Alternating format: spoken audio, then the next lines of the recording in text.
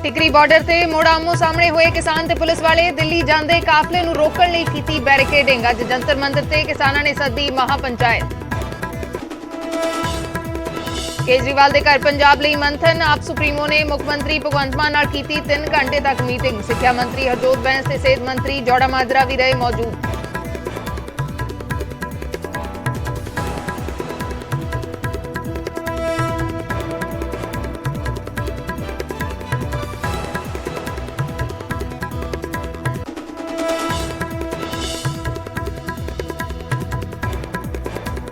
सिद्धू मूसेवाला कतल के इंसाफ लई सड़कों ते उतरेगा परिवार। सरकार नूं 1 हफ्ते दा दिता अल्टीमेटम। होमलैंड सोसाइटी नूं लैके भी चुके सवाल।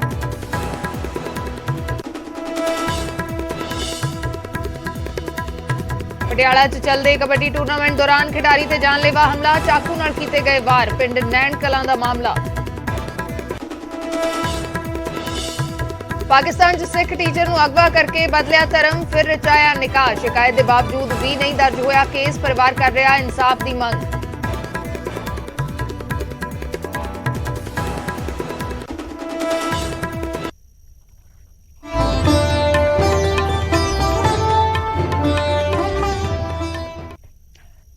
सत श्री अकाल, मैं अर्शदीप संधू न्यूज़ 18 पंजाब देख रहे दर्शकों का स्वागत है। शुरुआत करते हैं वड्डी खबर दे नाल। अज जंतर मंतर ते किसानां दे वल्लों महापंचायत की जाएगी। जंतर मंतर ते महापंचायत की तैयारी है। कल ही किसान दिल्ली दे लई रवाना हो गए सी। कई थावां ते पुलिस ने काफलियां नूं रोकिया। टिकरी बॉर्डर ते दिल्ली पुलिस ने बैरिकेडिंग की है। टिकरी बॉर्डर ते किसान जिहड़े इकट्ठे हुए सी उन्हां नूं रोकिया गया, बैरिकेडिंग की गई। पेंडिंग मंगां नूं लैके दिल्ली दे विच महापंचायत रखी गई है। कल ही दिल्ली दे लई किसान रवाना हो गए सी। जंतर मंतर ते अज किसानां दे वल्लों महापंचायत की जानी है ते कई थावां ते पुलिस ने किसानां दे काफलियां नूं रोकिया। टिकरी बॉर्डर ते भी दिल्ली पुलिस ने बैरिकेडिंग की है।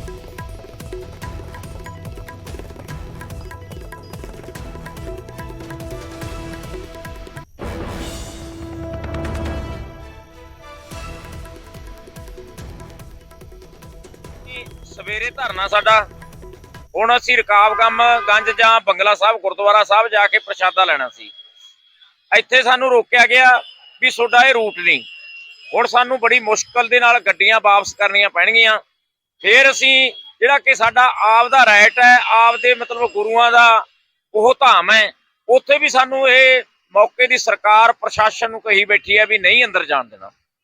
हुण सानू घुम के दूसरे पासे मतलब रूट बदल के भेजण नूं कहंदे ने भी असीं नाल छड्ड दिंदे हां। एक बार असीं सरकार नूं 1 दिन दा धरना रख लिया। जेकर फिर भी सरकार ना बाज आऊ, ना मन्नू, तां असीं अणमिथे समय दे हिसाब नाल दिल्ली दे विच फिर पिछले साल वांगू बैठा। उधर पंजाब राजस्थान बॉर्डर ते भी किसानां ने पक्का मोर्चा लाया होया है। इस पक्के मोर्चे के कारण राहगीरां नूं दिक्कतां दा सामना करना पै रहा है। धरने कारण ढोआ ढुआई वाली आवाजाही भी प्रभावित हो रही है। ट्रक ड्राइवर पिछले 5 दिनों तो इस धरने के कारण फसे हुए ने। स्थानिक लोगों का कहना है कि बेशक किसानां दी मंगां जायज़ ने, पर इस तरह आम जनता नूं परेशान करना सही नहीं। दूसरे पासे किसानां ने मंगां ना मन्निया जाण तक धरना जारी रखण दी गल कही है। किसानां दे वल्लों रसद पानी का पूरा प्रबंध किया गया है। न्यूज़ 18 की टीम ने मौके ते पहुंचे लोगों नूं आ रही दिक्कतां दा भी जायजा लिया। इस वेले असीं गंगानगर दे गुमजाल बार्डर ते और किसानां दा मोर्चा 5वें दिन दे विच दाखल है। तस्वीरां तुहानूं दिखा दियां कि सरकार दे खिलाफ नारेबाजी करते हुए किसान नज़र आ रहे हैं, क्योंकि पहला पानी की बंदी करके नहर टुटी सी। नहर टुटन करके बागां दा एरिया प्रभावित होया ते सारे दे सारे बाग सी किसानां दे वो खराब हो गए। तो उस तो बाद कुदरती करोपी पानी इन्ना ज़्यादा आ गया कि नरमे की फसल तबाह हो गई। तो उस तो बाद गुस्से दे विच आए किसान प्रदर्शन कर रहे हैं, एगिटेशन कर रहे हैं सरकार के खिलाफ और सरकार तो मुआवजे की मांग कर रहे हैं, क्योंकि पहला नहर टुट गई सी। नहर बंदी दे करके बाग खराब होए तो मुड़ के बारिश का ज़्यादा पानी आने करके नरमे सी वो प्रभावित हो गए। तां करके किसान ने वो किते ना किते गुस्से च ने। आपां गलबात किसानां दे नाल करदे हां। बाई जी, की वड्डी मंग है, किस मंग नूं लैके तुसीं प्रदर्शन कर रहे हो? साडी सब तो वड्डी मंग है साडे हलके च ना तां कोई ज़्यादा गर्मी वधन कारण ना इत्थे बाग रहे ने, ना साडा नरमा कीटनाशक नकली दवाइयां मिलण कारण बीजां कारण साडा नरमा भी तबाह हो चुक्या। ਤੇ ਸਾਡੀ ਇਹੀ ਮੁੱਖ ਮੰਗ ਹੈ, ਸਾਨੂੰ ਮੁਆਵਜ਼ਾ ਪੰਜਾਬ ਸਰਕਾਰ ਦੇਵੇ ਵੱਧ ਤੋਂ ਵੱਧ। ਸਾਡੇ ਨਹਿਰਾਂ ਟੈਲਾ ਪਾਣੀ ਦੀ ਜਿਹੜੀ ਸਭ ਤੋਂ ਵੱਡੀ ਇੱਥੇ ਪ੍ਰੋਬਲਮ ਹੈ ਟੈਲਾਂ ਤੇ ਪਾਣੀ ਦੀ, ਉਹ ਪੰਜਾਬ ਸਰਕਾਰ ਸਾਡਾ ਟਾਈਲਾਂ ਤੇ ਪਾਣੀ ਬਣਦਾ ਸਾਨੂੰ ਬਾਗ ਦਵੇ। ਕਿੰਨੇ ਪ੍ਰਭਾਵਿਤ ਹੋਏ? ਕਹਿੰਦੇ ਬਾਗ ਹੀ ਪੱਟਣੇ ਪੈ ਗਏ ਕਿਸਾਨਾਂ ਨੂੰ, ਸੋਕੇ ਵਾਂਗੂ ਪੈ ਗਿਆ ਸੀ। ਬਾਗ ਕਿੰਨੇ ਖਰਾਬ ਹੋ ਗਏ ਤੇ ਉਸ ਤੋਂ ਬਾਅਦ ਨਰਮੇ ਦਾ ਖਰਾਬਾ ਕਿੰਨਾ? ਇਹ ਲਗਭਗ ਜੀ ਜਿਹੜਾ ਬਾਗ ਦਾ ਜਿਹੜੇ ਫਰੂਟ ਡੈਮ ਜੋ ਤਾਂ 90 ਤੋਂ 100% ਤੇ ਖਰਾਬ ਹੀ ਹੋ ਗਿਆ। ਦੁਬਾਰਾ ਟੈਂਪਰੇਚਰ ਵਧਣ ਕਾਰਨ, ਪਾਣੀ ਨਾ ਮਿਲਣ ਕਾਰਨ ਜਿਹੜਾ ਆਪਣਾ ਇਹ ਬਾਗ ਪੱਟੇ ਜਾ ਚੁੱਕੇ। 30 ਤੋਂ 40% ਬਾਗ ਅਬੋਹਰ ਹਲਕੇ ਦਾ ਜਿਹੜਾ ਕੈਲੋਫੋਰਨੀਆ ਕਹਿਣ ਵਾਲਾ ਇਲਾਕਾ ਉੱਜੜ ਚੁੱਕਿਆ ਜੀ। ਪੰਜਾਬ ਸਰਕਾਰ ਦਾ ਇਸ ਵੱਲ ਬਿਲਕੁਲ ਵੀ ਧਿਆਨ ਨਹੀਂ। ਤੇ ਜਿਹੜੇ ਬੀ ਆ ਜਿਹੜੇ ਸਾਡਾ ਨਰਮਾ ਵੀ ਸਾਡਾ ਤੁਸੀਂ ਵੇਖੋ ਫੁੱਟ ਤੋਂ ਉੱਪਰ, ਜਿਹਦੀ ਅੱਜ 5 ਫੁੱਟ ਹੋਣੀ ਚਾਹੀਦੀ ਸੀ, ਉਹਦੀ 1 ਫੁੱਟ ਤੋਂ ਉੱਪਰ ਹਾਈਟ ਨਹੀਂ। ਹੁਣ ਮੰਗ ਕੀ ਹੈ ਸਰਕਾਰ ਤੋਂ? ਧਰਨਾ ਕਦੋਂ ਸਮਾਪਤ ਕਰੋਗੇ ਔਰ ਵੱਡੀ ਮੰਗ ਕੀ ਹੈ ਤੁਹਾਡੀ ਕਿਸਾਨਾਂ ਦੀ? ਸਾਡੀ ਵੱਡੀ ਮੰਗ ਇਹ ਹੈ ਪੰਜਾਬ ਸਰਕਾਰ ਸਾਨੂੰ 1 ਲੱਖ ਰੁਪਇਆ ਪ੍ਰਤੀ ਏਕੜ ਸਾਡਾ ਮੁਆਵਜ਼ਾ ਬਾਗਾਂ ਦਾ, ਕਿੰਨੂਆਂ ਦਾ ਦਵੇ। 50,000 ਰੁਪਇਆ ਪ੍ਰਤੀ ਏਕੜ ਮੁਆਵਜ਼ਾ ਸਾਨੂੰ ਨਰਮੇ ਦਾ ਦਵੇ। ਸ਼ੁਭਦੀਪ ਸਿੰਘ ਸਿੱਧੂ ਮੂਸੇਵਾਲਾ ਦੇ ਕਤਲ ਨੂੰ 90 ਦਿਨ ਹੋਣ ਵਾਲੇ ਨੇ, ਪਰ 3 ਮਹੀਨੇ ਹੋਣ ਤੋਂ ਹਫ਼ਤਾ ਕੁ ਪਹਿਲਾਂ ਮੂਸੇਵਾਲਾ ਦੇ ਮਾਤਾ-ਪਿਤਾ ਮੀਡੀਆ ਦੇ ਸਾਹਮਣੇ ਆਏ ਤੇ ਸਰਕਾਰ ਨੂੰ ਚੇਤਾਵਨੀ ਦੇ ਦਿੱਤੀ। ਇਨਸਾਫ ਦੇ ਲਈ ਸੜਕਾਂ ਤੇ ਉਤਰਨ ਦਾ ਵੀ ਫੈਸਲਾ ਲੈ ਲਿਆ ਹੈ। ਤੋਂ ਆਏ ਹੋ, ਤੁਹਾਡੇ ਕਲੱਬ ਨੇ, ਤੁਸੀਂ ਸਿੱਧੂ ਨੂੰ ਆਪਦੇ ਭਰਾ ਨੂੰ ਪਿਆਰ ਕਰਦੇ ਹੋ, ਤੁਸੀਂ ਕੈਂਡਲ ਮਾਰਚ ਕੱਢੋ ਆਪੋ ਆਪਣੇ ਪਿੰਡ ਜਿੱਥੇ ਵੀ ਤੁਸੀਂ ਬੈਠੇ ਹੋ, ਦੂਰ ਨੇੜੇ ਜੋ ਵੀ। ਅਗਲੇ ਹਫ਼ਤੇ ਵੀ ਅਸੀਂ ਚੁੱਪ ਕਰਕੇ ਨਹੀਂ ਬੈਠਾਂਗੇ, ਸਾਨੂੰ ਸੜਕਾਂ ਤੇ ਆਉਣਾ ਪੈਣਾ। ਇਹ ਚੇਤਾਵਨੀ ਹੈ ਉਸ ਬਾਪ ਦੀ ਜਿਸ ਦੇ 6 ਫੁੱਟੇ ਜਵਾਨ ਨੂੰ ਦਿਨ ਦਿਹਾੜੇ ਗੋਲੀਆਂ ਨਾਲ ਭੁੰਨ ਦਿੱਤਾ ਗਿਆ। ਇਹ ਚੇਤਾਵਨੀ ਹੈ ਉਸ ਬਾਪ ਦੀ ਜਿਸ ਦੀ ਪੁੱਤ ਨਾਲ ਯਾਰੀ ਦੇ ਚਰਚੇ ਪੂਰੀ ਦੁਨੀਆ 'ਚ ਮਸ਼ਹੂਰ ਸੀ। ਤੇ ਚੇਤਾਵਨੀ ਹੈ ਉਸ ਬਾਪ ਦੀ ਜਿਸ ਦੇ ਪੁੱਤ ਦੀ ਮੌਤ ਨੂੰ ਤਕਰੀਬਨ 3 ਮਹੀਨੇ ਹੋ ਗਏ ਨੇ, ਪਰ ਦੋਸ਼ੀ ਕੈਨੇਡਾ ਘੁੰਮ ਰਹੇ ਨੇ। ਅਸੀਂ ਗੱਲ ਕਰ ਰਹੇ ਹਾਂ ਸਿੱਧੂ ਮੂਸੇਵਾਲੇ ਦੇ ਪਿਤਾ ਬਲਕੌਰ ਸਿੰਘ ਦੀ, ਜਿਸ ਨੇ ਸਰਕਾਰ ਨੂੰ ਅਲਟੀਮੇਟਮ ਦਿੱਤਾ ਹੈ, ਉਹ ਵੀ 1 ਹਫ਼ਤੇ ਦਾ। ਪਿਤਾ ਨੇ ਕਿਹਾ ਕਿ 1 ਹਫ਼ਤੇ ਤੱਕ ਸਿੱਧੂ ਦੇ ਫੈਨਸ ਆਪਣੇ ਪਿੰਡਾਂ 'ਚ ਕੈਂਡਲ ਮਾਰਚ ਕੱਢਣ ਤੇ ਹਫ਼ਤੇ ਬਾਅਦ ਉਹ ਖੁਦ ਸੜਕਾਂ ਤੇ ਆਉਣਗੇ।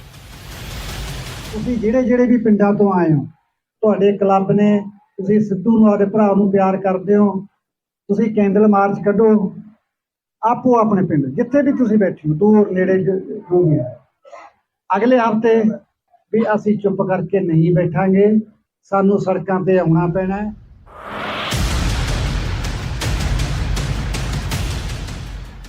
ਸਿਰਫ ਪ੍ਰੋਗਰਾਮ ਦਾ ਐਲਾਨ ਹੀ ਨਹੀਂ ਕੀਤਾ, ਸਗੋਂ ਸਰਕਾਰਾਂ ਨੂੰ ਦਿੱਤੇ ਸਮੇਂ ਦਾ ਹਵਾਲਾ ਦਿੱਤਾ ਤੇ ਕਿਹਾ ਕਿ ਪ੍ਰਦਰਸ਼ਨ ਮੌਕੇ ਦੇ ਮਾਹੌਲ ਦੀ ਜ਼ਿੰਮੇਵਾਰੀ ਸਰਕਾਰ ਦੀ ਹੋਏਗੀ।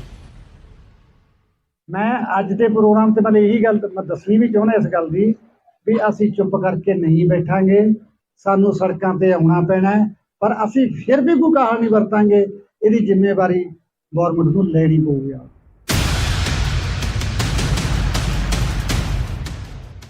ਪਿਤਾ ਬਲਕੌਰ ਸਿੰਘ ਦੀਆਂ ਭਾਵੁਕ ਤਸਵੀਰਾਂ ਬਹੁਤ ਦੇਖੀਆਂ, ਚਾਹੇ ਉਹ ਗੁੱਗੂ ਪੁੱਤ ਦੇ ਸੰਸਕਾਰ ਵੇਲੇ ਮਾਰੀ ਪੱਟ ਤੇ ਥਾਪੀ ਹੋਵੇ, ਚਾਹੇ ਪੱਗ ਲਾ ਕੇ ਪ੍ਰਸ਼ੰਸਕਾਂ ਦਾ ਪਿਆਰ ਸਵੀਕਾਰਿਆ ਹੋਵੇ।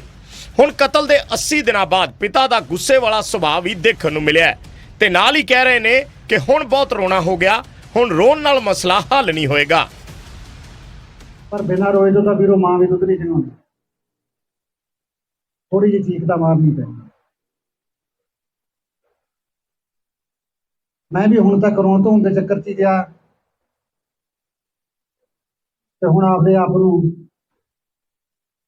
ਮੂਵ ਔਨ ਕਰਨਾ, ਤੁਸੀਂ ਵੀ ਕਰਨਾ ਔਰ ਤੁਹਾਡੇ ਹੌਸਲੇ ਨਾਲ ਮੈਂ ਵੀ ਆਪਦੇ।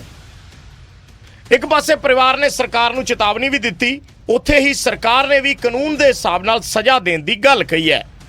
ਬਹੁਤ ਸਾਰੇ ਦੋਸ਼ੀ ਫੜੇ ਗਏ ਨੇ ਕਿ ਇੱਕਾ ਦੁੱਕਾ ਦੋਸ਼ੀ ਰਹਿੰਦੇ ਹੋਣਗੇ, ਉਹਨਾਂ ਦੇ ਖਿਲਾਫ ਜਿਹੜੀ ਕਾਰਵਾਈ ਹੋਈ ਹੈ ਕਿ ਪਹਿਲੀ ਵਾਰ ਆ ਕੇ ਗੈਂਗਸਟਰਾਂ ਦੇ ਖਿਲਾਫ ਐਂਟੀ ਗੈਂਗਸਟਰ ਫੋਰਸ ਦਾ ਗਠਨ ਕੀਤਾ ਗਿਆ। ਐਸ ਪਰ ਜਿਹੜਾ ਲਾਗ ਆ, ਲਾ ਆਫ ਦੀ ਲੈਂਡ ਆ, ਉਹਦੇ ਮੁਤਾਬਕ ਸਜ਼ਾ ਮਿਲੂਗੀ। ਸੜਕ ਤੇ ਮੂਸੇਵਾਲਾ ਦਾ ਕਤਲ ਹੋਇਆ ਤੇ ਹੁਣ ਪਰਿਵਾਰ ਨੂੰ ਆਪਣੇ ਪੁੱਤ ਦੀ ਮੌਤ ਦੇ ਇਨਸਾਫ ਲਈ ਸੜਕਾਂ ਤੇ ਉਤਰਨਾ ਪੈ ਰਿਹਾ ਹੈ। ਸਰਕਾਰ ਸਜ਼ਾ ਦਿਵਾਉਣ ਦਾ ਦਾਅਵਾ ਕਰ ਰਹੀ ਹੈ, ਪਰਿਵਾਰ ਸਰਕਾਰ ਤੇ ਕਿੰਤੂ ਕਰ ਰਿਹਾ ਹੈ। ਹੁਣ ਦੇਖਣਾ ਹੋਏਗਾ ਕਿ ਮੂਸੇਵਾਲਾ ਦੇ ਗੁਨਾਹਗਾਰ ਕਦੋਂ ਸਲਾਖਾਂ ਪਿੱਛੇ ਹੋਣਗੇ। ਮਾਨਸਾ ਤੋਂ ਬਲਦੇਵ ਸ਼ਰਮਾ ਦੇ ਨਾਲ ਚੰਡੀਗੜ੍ਹ ਤੋਂ ਅਮਨ ਭਾਰਦਵਾਜ ਦੀ ਰਿਪੋਰਟ, ਨਿਊਜ਼ 18 ਪੰਜਾਬ।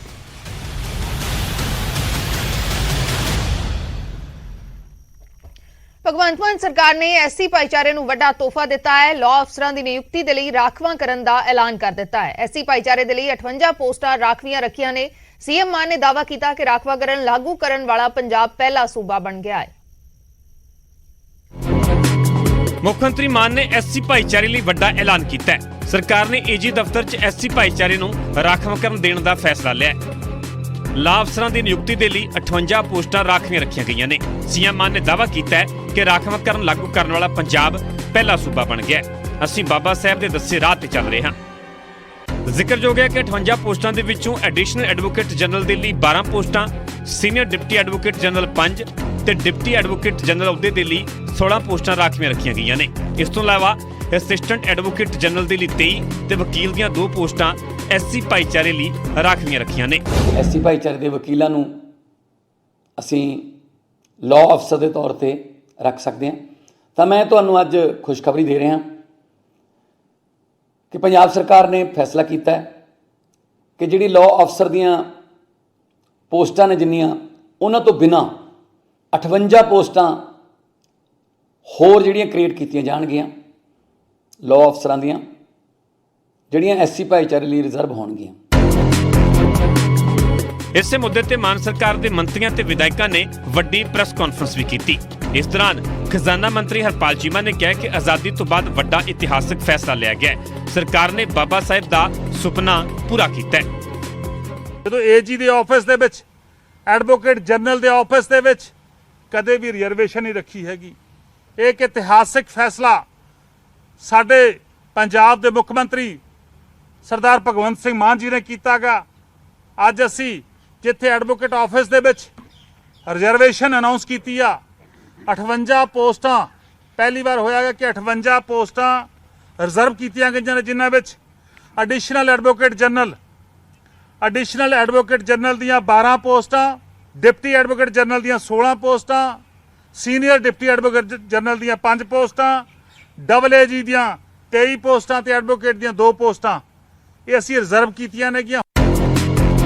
ਜ਼ਿਕਰਯੋਗ ਹੈ ਕਿ ਐਸਸੀ ਭਾਈਚਾਰੇ ਵੱਲੋਂ ਲਗਾਤਾਰ ਰਾਖਵਾਂਕਰਨ ਦੀ ਮੰਗ ਕੀਤੀ ਜਾ ਰਹੀ ਸੀ ਤੇ ਆਖਰ ਹੁਣ ਇਹ ਰਸਤਾ ਸਾਫ਼ ਹੋ ਗਿਆ ਹੈ। ਸਰਕਾਰ ਨੇ 58 ਪੋਸਟਾਂ ਰਿਜ਼ਰਵ ਰੱਖਣ ਦਾ ਐਲਾਨ ਕਰ ਦਿੱਤਾ ਹੈ। ਚੰਡੀਗੜ੍ਹ ਤੋਂ ਅਮਨ ਭਾਰਦਵਾਜ, ਨਿਊਜ਼ 18 ਪੰਜਾਬ।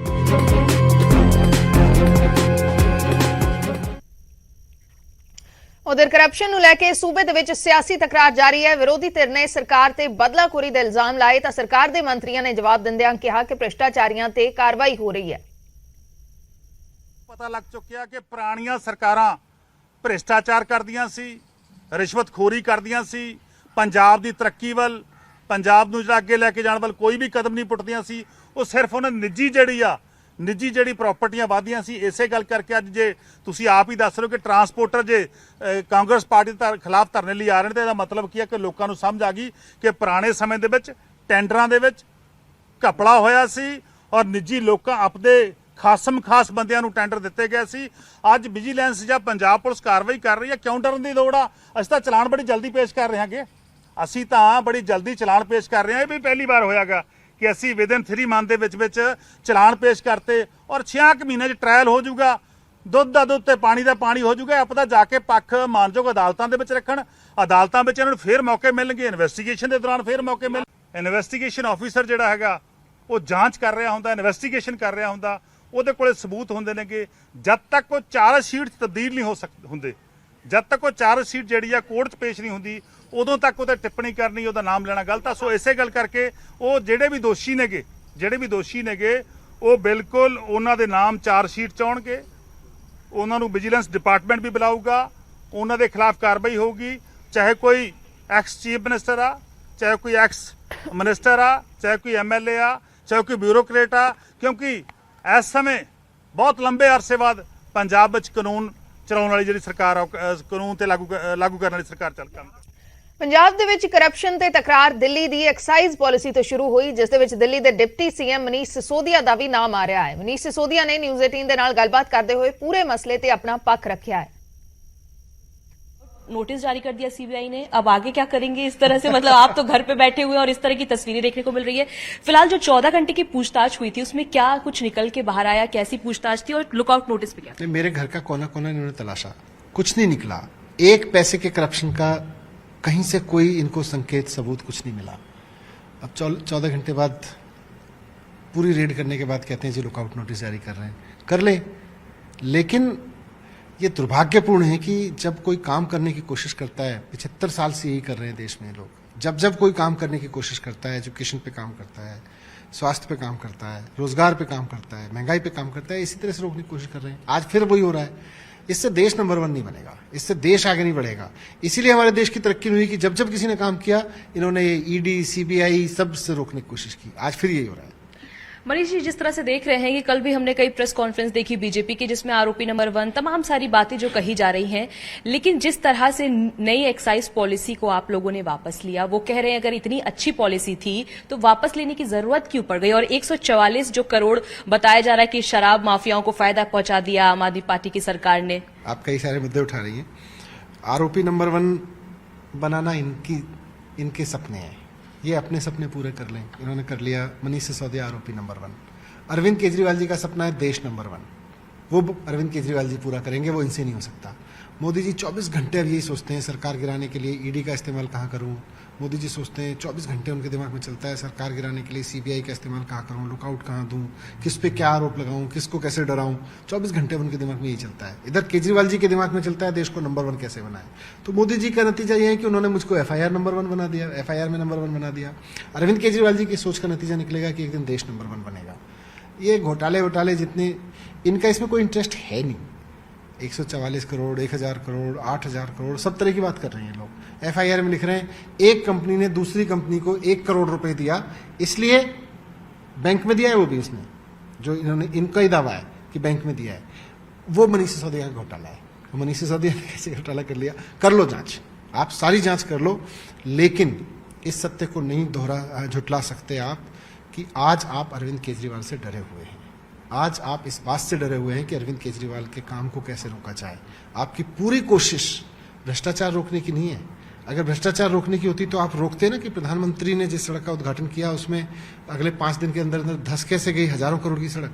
आपका भ्रष्टाचार रोकना मकसद होता तो आप रोकते ना कि गुजरात में जहां हुज ट्रेजेडी से लोग मर रहे हैं, हजारों करोड़ रुपए की शराब बिक रही है, 10,000 करोड़ का साल भर में घोटाला हो रहा है हर साल, उस पर भी कर लो CPI। नहीं करोगे क्योंकि आपका इरादा ही भ्रष्टाचार रोकना नहीं है, आपका इरादा अरविंद केजरीवाल को रोकने का है। आपके एक मंत्री जेल में है और जिस तरह से आपने कल प्रेस कॉन्फ्रेंस में कहा कि 2 से 3 दिन में आपकी भी गिरफ्तारी हो जाएगी, तो आप तस्वीरें किस तरह से देख रहे हैं? तस्वीर इसी रूप में देख रहे हैं कि इनकी पूरी कोशिश ये है कि भाई इनको रोका कैसे जाए।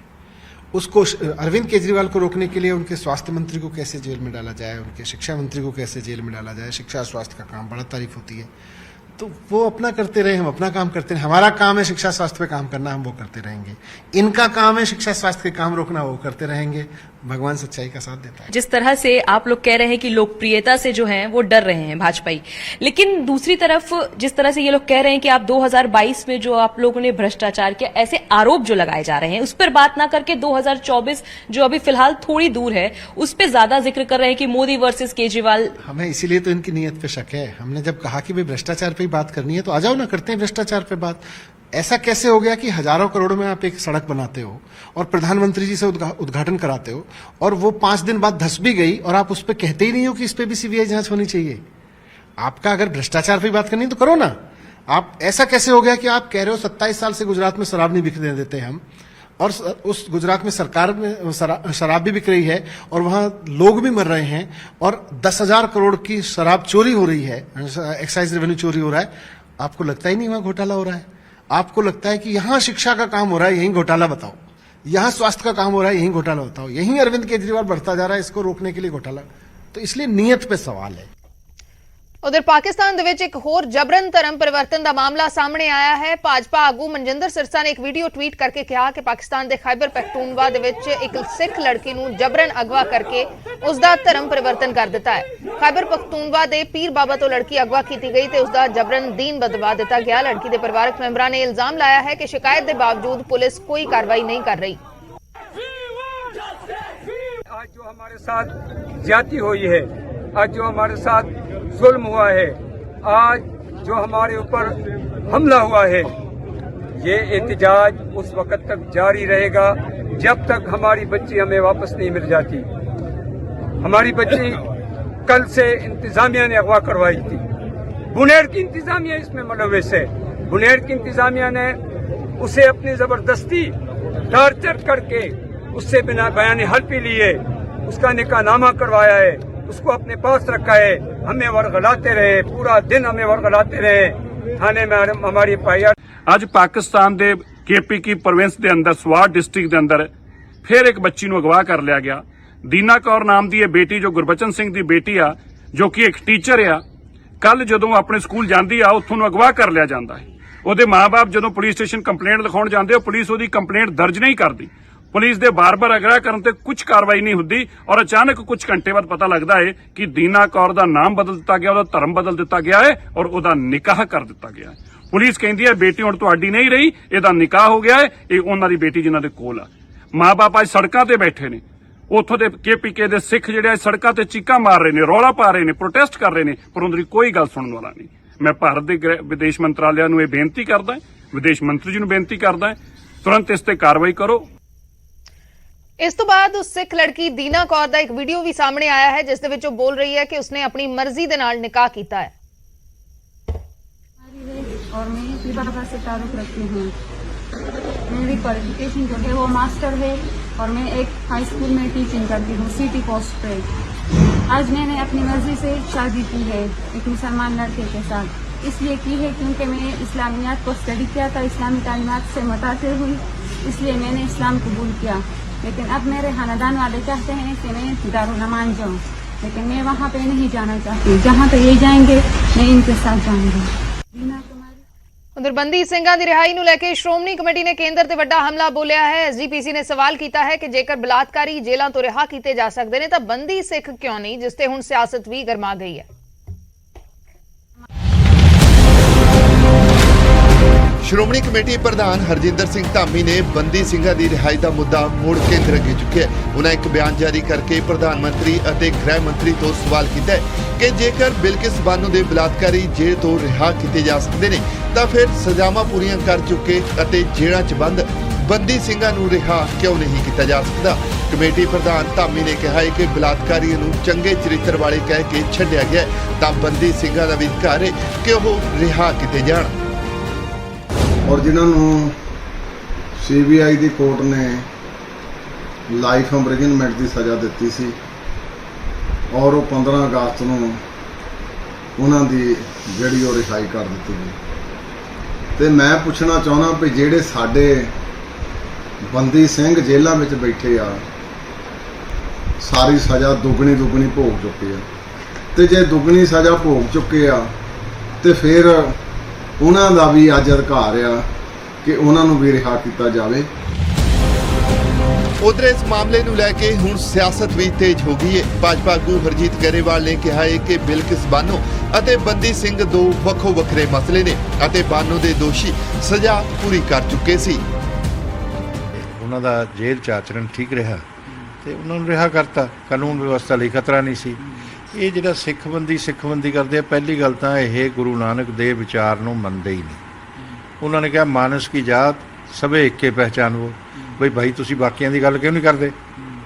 ਸਿੱਖ ਤਾਂ ਜ਼ੁਲਮ ਦੇ ਖਿਲਾਫ ਖੜਾ ਹੁੰਦਾ। ਇਹ ਕਿਹੜਾ ਜ਼ੁਲਮ ਹੋ ਰਿਹਾ?